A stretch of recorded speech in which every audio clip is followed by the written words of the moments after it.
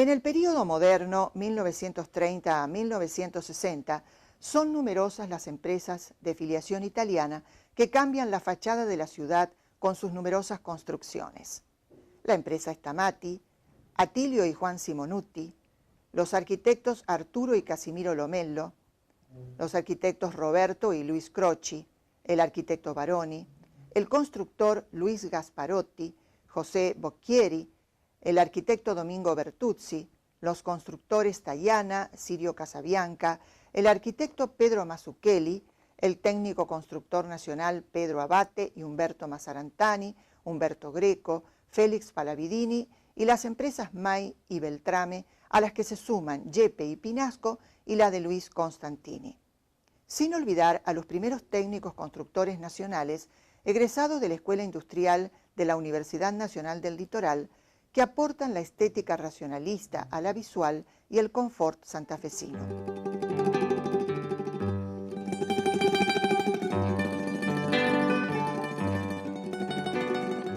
Si bien se desconoce el nombre de los responsables del hermoso edificio de la sede de la Unione Benevolenza Dante Alighieri, se sabe que se comienza su construcción en 1876 y por su impronta de claras preferencias palladianas es un referente del arte arquitectónico italiano en la ciudad. Interesante también el edificio de la segunda sede de la Dante Alighieri, cita en calle 4 de enero, solar recibido en donación al disolverse el Círculo Napolitano en 1929. Su arquitecto fue Ángel Guido, responsable del famosísimo monumento a la bandera de Rosario. Las estrellas que ornan el frente constituyen su firma, la que también corona la alta torre del monumento belgraniano.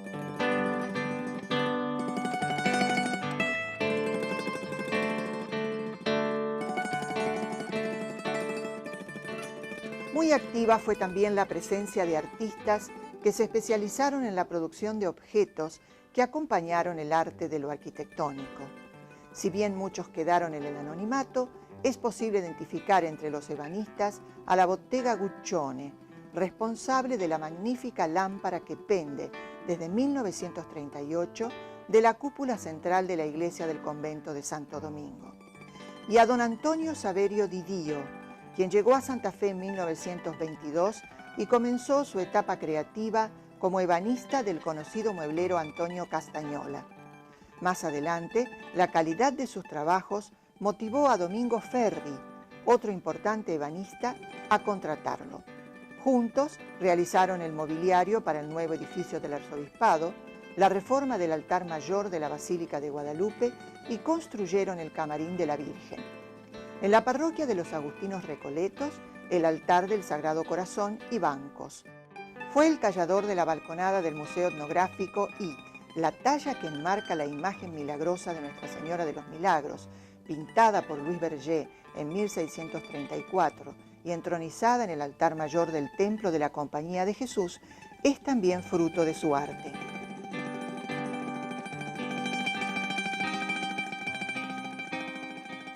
Es importante recordar que el primer fotógrafo en radicarse fue el italiano Pedro Tappa en 1862. De este acreditado fotógrafo se conservan las fotos de doña Rosario Soto de Aschenbach, una foto estudio de 1862 y en el archivo histórico del Colegio Inmaculada Concepción una foto de 1876 de la banda de música de alumnos del Colegio Inmaculada.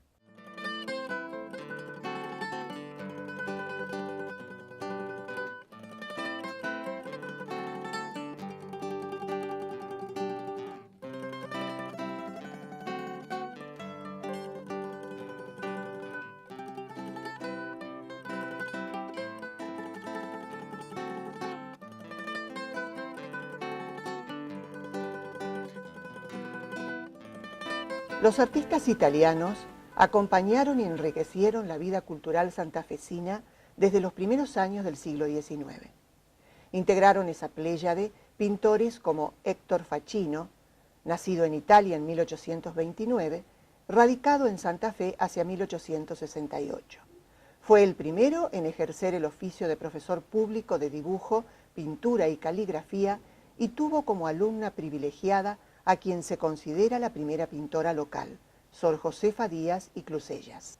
José D'Annunzio, nacido en Italia en 1864 y muerto en Santa Fe en 1950. Fue fundador y director de la primera Academia Particular de Bellas Artes de la ciudad de Santa Fe, que inició sus actividades en 1907. Ludovico Paganini, nacido en Italia y fallecido en Santa Fe en 1957, fino paisajista de impronta impresionista, instaló la primera fábrica de espejos de Santa Fe en 1922 y fundó la Casa del Artista Santafesino. Un destacado artista fue Francisco Marinaro, nacido en Matera, Italia, en 1882 y fallecido en Mar del Plata en 1970. Se radicó en Santa Fe en 1908. Su vasta obra se caracteriza por su interés hacia lo ornamental y la temática religiosa, destacándose por su enorme habilidad para la resolución de trompe-l'œil. Su personal manejo de la técnica, como así también sus pinturas, tallas religiosas, relieves ornamentales en fachadas, diseños de vitrales y pergaminos, unidos a su personal caligrafía, permiten al ojo avesado identificar sus trabajos. En 1912, junto a Cingolani, inició la decoración de la bóveda central de la Iglesia del Carmen, concluida en 1916.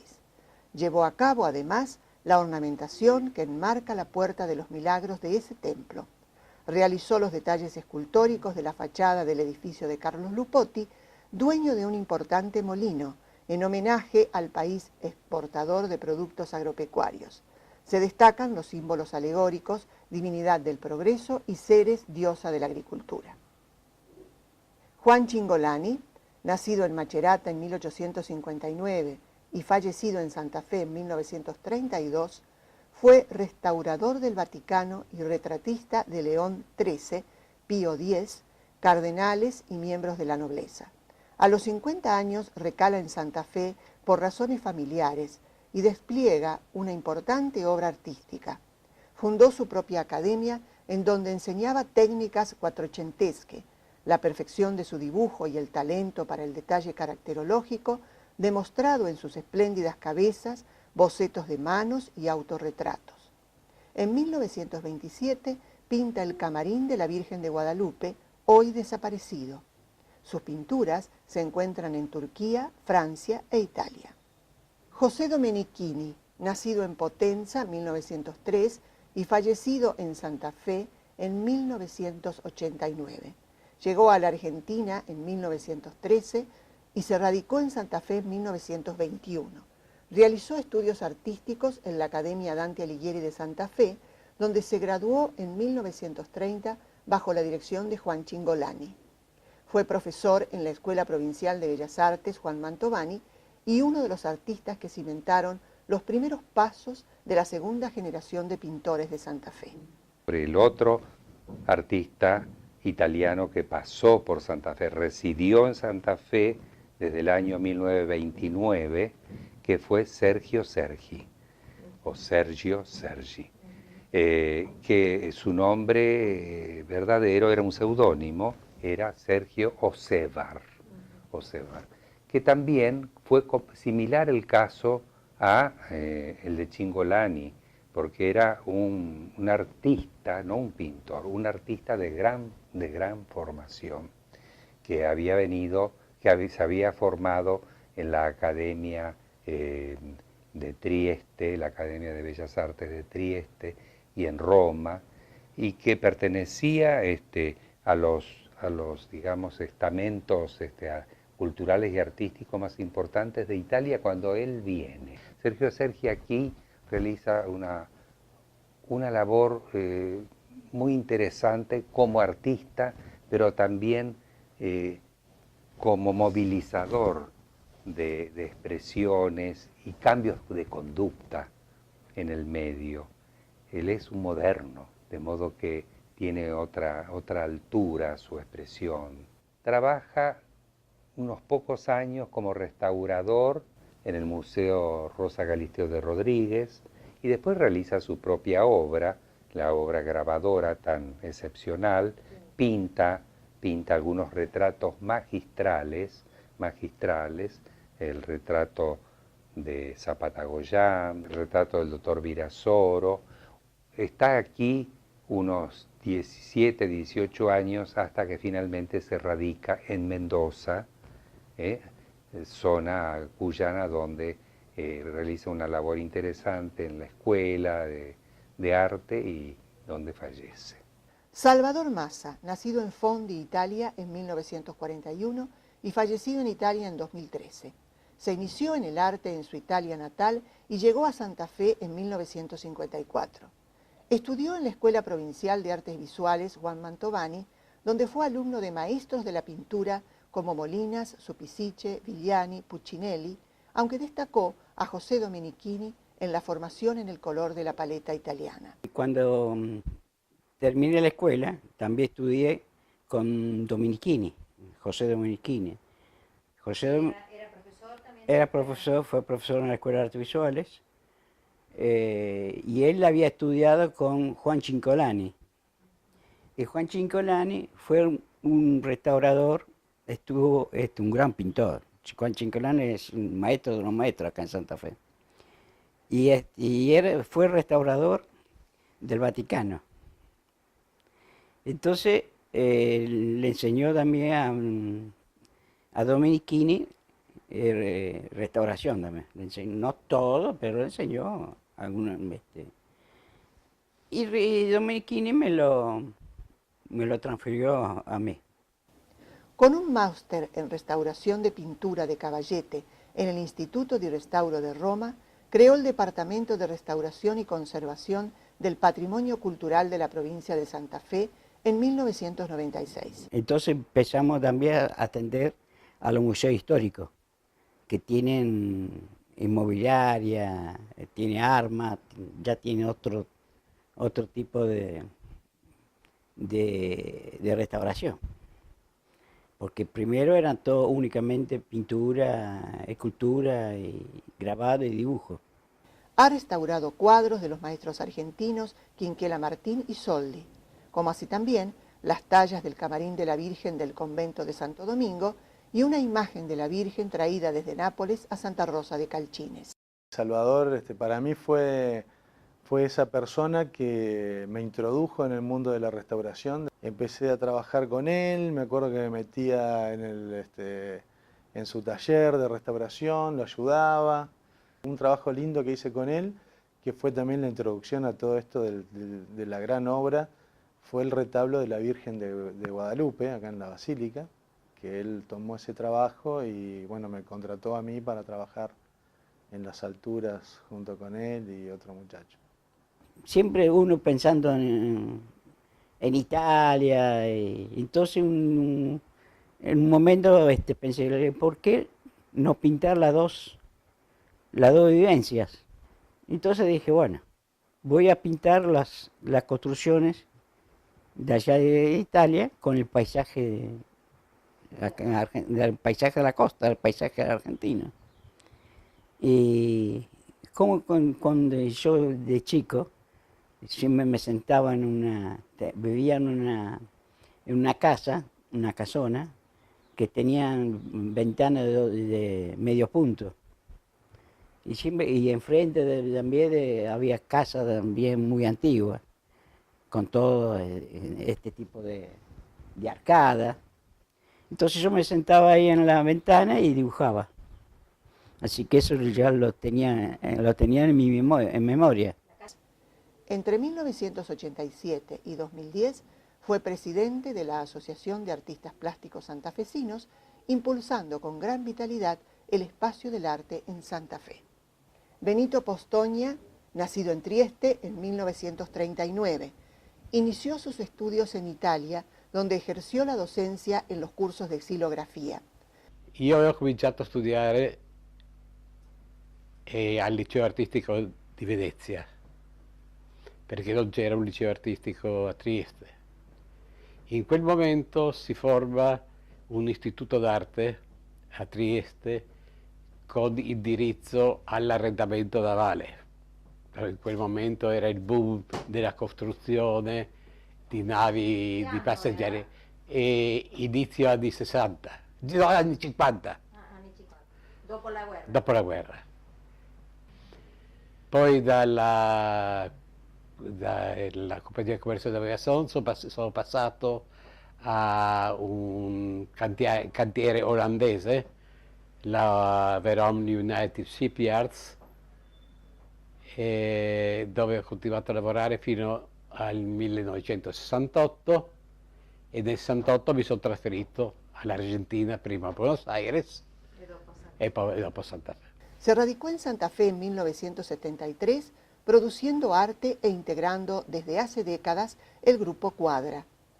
Nel 96, con la creazione di questo gruppo con il quale abbiamo fatto più di 20 mostre in giro per il mondo, ossia in Trieste, in vari posti d'Italia, in Russia, in Portogallo, un po' da tutte le parti, tutti, dico prima di tutto, amici. Con uno di loro siamo amici quando avevamo più o meno 8 anni, ossia, e continua. Come si chiama questo gruppo? Si chiamava, perché purtroppo in questo momento, gruppo Quadra, per i 4 componenti. I miei anni di permanenza in Brasile, che sono stati 8 anni, non è stato un giorno. I miei anni in Argentina, che sono più di 40, e i miei anni dell'Italia si trasformano in un tutt'uno dove tutte le esperienze sono presenti. E questo forse dà una caratteristica all'opera un po' particolare. Se ha interesado por pintar especialmente todo lo humano y temas relacionados con la vida sencilla del hombre. In molti casi vedo che si copia il modo di fare, non le motivazioni.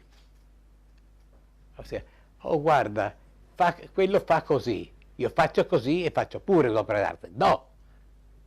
Tu devi fare il tuo modo e costruire il tuo modo di essere, il tuo modo di costruire l'opera d'arte, e se poi arriverai a quel risultato, d'accordo, però non devi partire dal risultato per fare l'opera d'arte, devi partire da te per arrivare poi a un qualche risultato. 3-4 anni fa ho cominciato, ho detto no, voglio fare realmente una serie, cosa che non ho mai fatto, una serie di quadri dedicati al tema dei giochi, come un riscatto proprio del gioco dei bambini, che è la prima forma di socializzare, la prima forma di relazionarsi con gli altri, e anche, come dicevo prima, delle regole, di sottomettersi a una regola per giocare. La cavallina, che è quello che si salta uno sull'altro, che è indicato lì da quelle parti, le più semplici come l'aquiloni, la capriole, corda, il cerchio. L'esperienza sono sempre enriquecedora, sempre algo más nos ayuda a comprender y apreciar. A mí me preguntan, bueno, pero ¿qué mejor? ¿Italia o Argentina? Pregunta clásica. No son comparables, son dos cosas distintas. Las dos cosas distintas hacen que uno, por cierto aspecto, puede preferir la Argentina, por otro aspecto Italia. Hay también, pienso yo, muchos preconceptos sobre lo que es una cosa y la otra.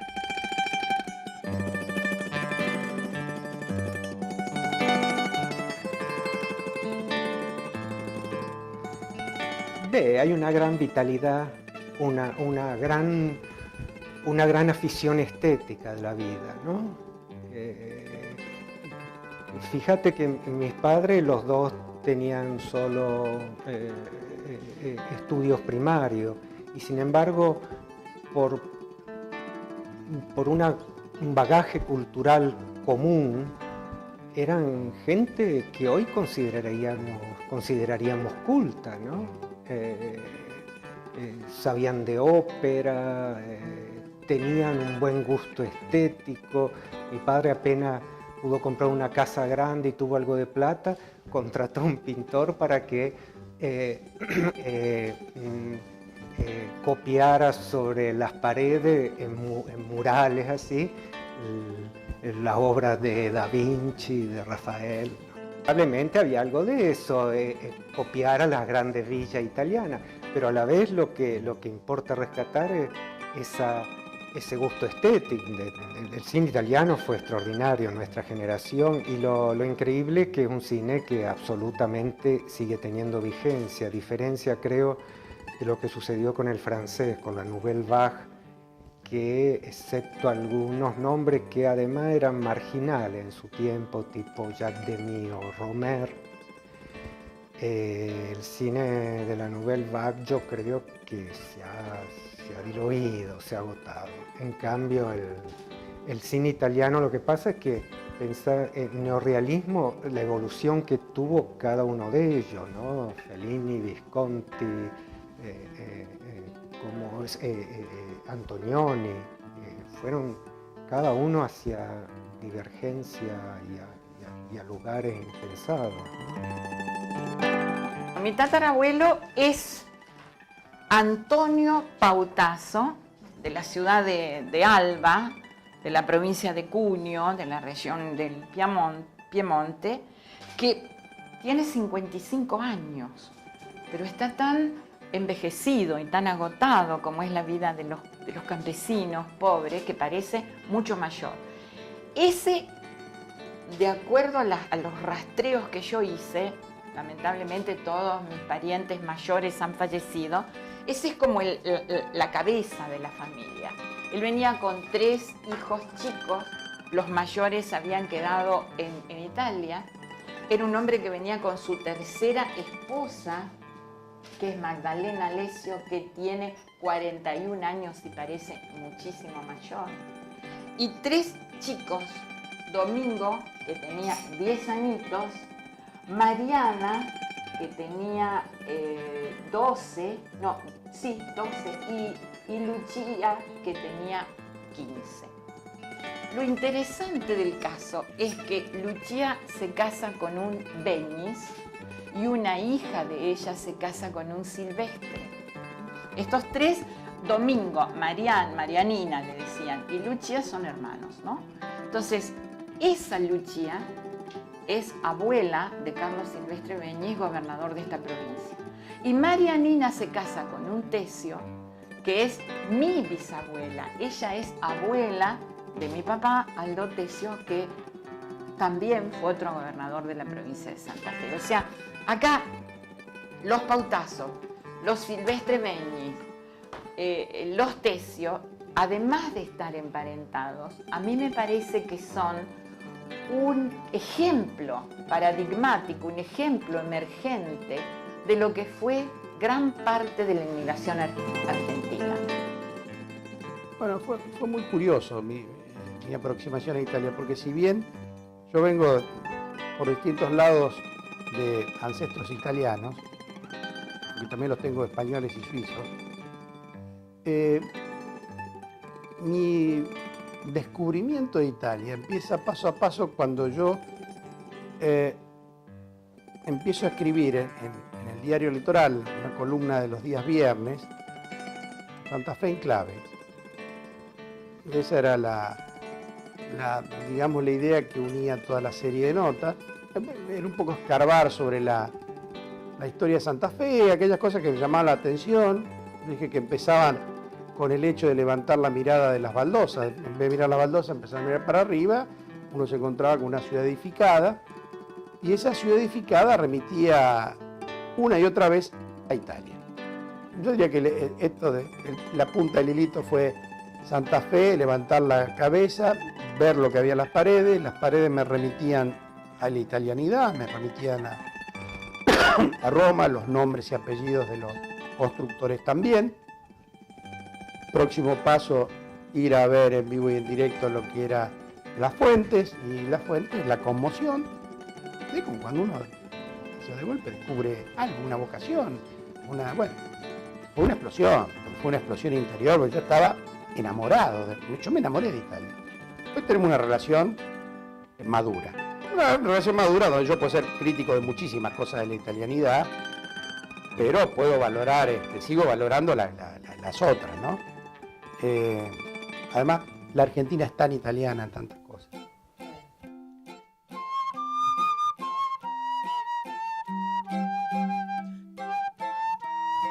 Y hay